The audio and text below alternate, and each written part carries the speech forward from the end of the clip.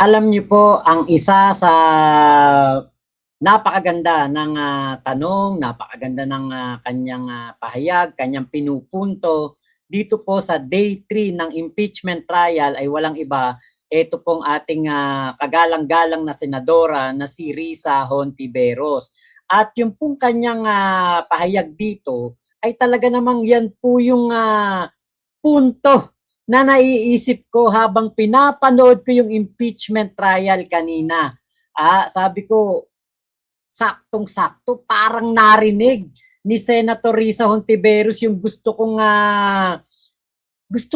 sabihin doon sa impeachment court, yung gusto kong ipunto dito sa abogado ni Sara Duterte. Judge Ontiveros is recognized. You may proceed, ma'am, and you have 2 minutes. Salamat po, Mr. Presiding Officer.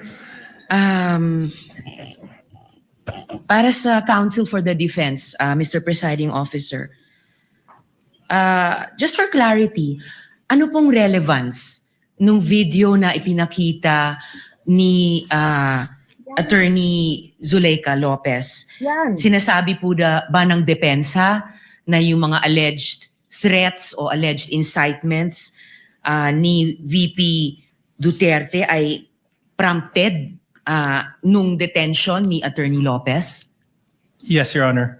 There was a systematic oppression made by the House of Representatives dating back from their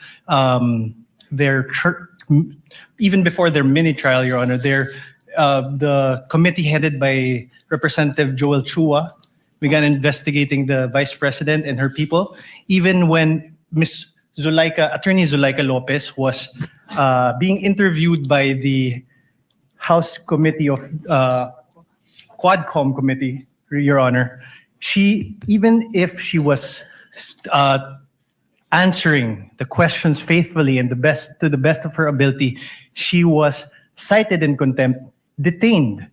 Her lawyer was not allowed. Her lawyer was not allowed to be with her when they were trying to detain her in the Women's Correctional Facility, Your Honor. So, Mr. Presiding Officer, Counsel for the Defense, position po ba ng depensa na pwedeng palampasin ng alleged grave threats kung may masasabing lehitimong dahilan para magbanta? Yan. Swak na swak, saktong-sakto. Kasi yun yung parang ipinupunto nitong si Attorney Narbasa na, kaya lang naman nakapagbanta si Sara Duterte dahil natetreten si Zuleika at si Sara. Dahil doon sa natetreten daw. Pero ito nga, sabi ko nga kanina, paano matetreten ng isang Zuleika Lopez? Vice-presidente ang kanyang amo. At wag ka, Duterte yan. Kailan pa na-threaten ng Duterte? Di ba sanay na sanay naman tayo na ang mga Duterte ang nananakot, nagbabanta, nagmumura, nagagalit, nananapak ng sheriff. Tapos si Zuleika Lopez, wala ba akong karapatan? Hindi ba ako tao? Diba? Sus Maria Joseph, ano to, parang gustong ipahulugan o iparamdam sa atin.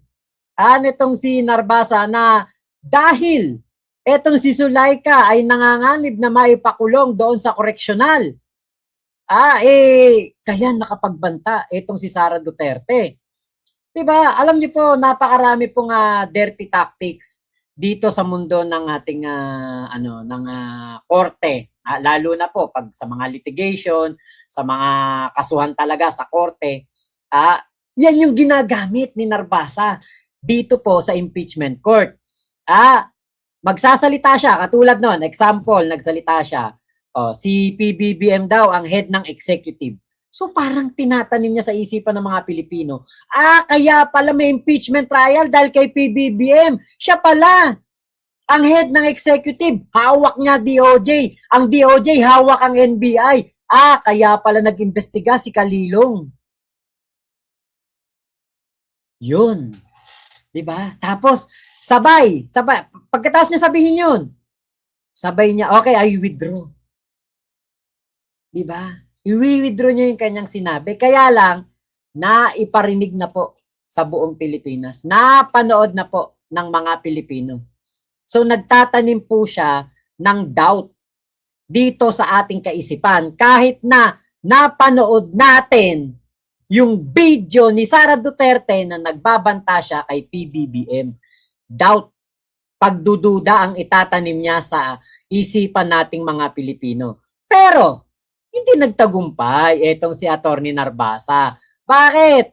Naku, panis na yung style na yan. At matatalino na po ang mga Pilipino ngayon. Siguro yung mga bobong DDS, ayan, yung mga uto-uto, siyempre, talagang papalakpakan si Attorney Narbasa. Pero tayo, na alam naman natin, totoo yung video, napanood natin ng ilang beses, hanggang ngayon, napapanood natin sa mga mainstream media, itong video na ito, alam natin hindi ito AI, alam natin na na-live ito sa Facebook.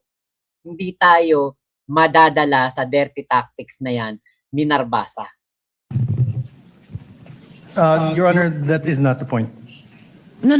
Mr. Presiding Officer, I am making a point through my question and I am asking the good counsel for the defense dahil sinabi nila there was a systematic oppression that yes, yan po ang nag-prompt nung alleged grave threats and alleged incitements ng Vice President na prompt po ng detention ni Attorney Lopez na kanyang inilarawan sa ipinakitang video kanina. Kaya itinatanong ko kung yan ba ang posisyon ng depensa na pwedeng okay lang or pwedeng tanggapin ang grave threats kung may masasabing lehitimong dahilan para magbanta. Yun nga kasi yung gustong ipakahulugan at gustong ipakita sa atin ni Narbasa. Kaya nakapagbanta si Sara dahil din sa kagagawan nitong mga nasa House of Representatives na tinatakot si Zuleika Lopez at gusto pong dalhin doon sa correctional. Ito na nga po hindi po nasasagot yung tunay na issue. Hindi po naipapaliwanag kung bakit nagbanta ang ating Pangulo, ang ating Vice Presidente sa ating Pangulong Bongbong Marcos. Kung bakit siya nagbanta, hindi po malinaw, wala pong nasasagot diyan, hindi po naliliwanagan ang issue at nagpupunta po sila doon sa teknikalidad katulad po ng pag-question doon sa legitimacy, sa authenticity nung video na napanood po ng napakaraming Pilipino. May ngipin o wala, bata, matanda, mahirap, mayaman, magbobote o negosyante, OFW man o tambay sa kanto, alam ang sinabi ni Sara na put ninyong lahat. Alam natin lahat yan. Kabisado nga natin, nasa isip nga natin yung sinasabi ni Sara Duterte na yan Napakaraming memes nga dyan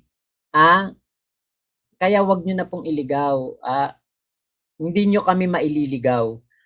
Yung mga tagasunod ninyo, supporter ni Sara, yan, baka mailigaw ninyo.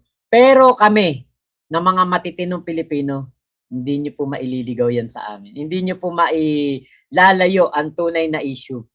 Ipaliwanag po ninyo bakit kumontrata ng hitman si Sara para gurgurin si PBBM, si Martin Romualdez at si First Lady. So lamang po, maraming salamat sa pagsama niyo dito sa aking vlog na ito. Salamat po Attorney Senator Risa Contiveros sa inyong pagboses sa aming gustong sabihin diyan po sa impeachment court. Maraming salamat po Senator Risa. At sa ating mga kababayan, ingat po kayong lahat. Nasaan mang panig kayo ng mundo, maging mapagmatsyag kayo't mapagbantay. Baka hindi nyo namamalayan. Naloloko na kayo ng harap-harapan, hindi nyo pa nararamdaman. So, yun lamang po. Thank you. Bye-bye!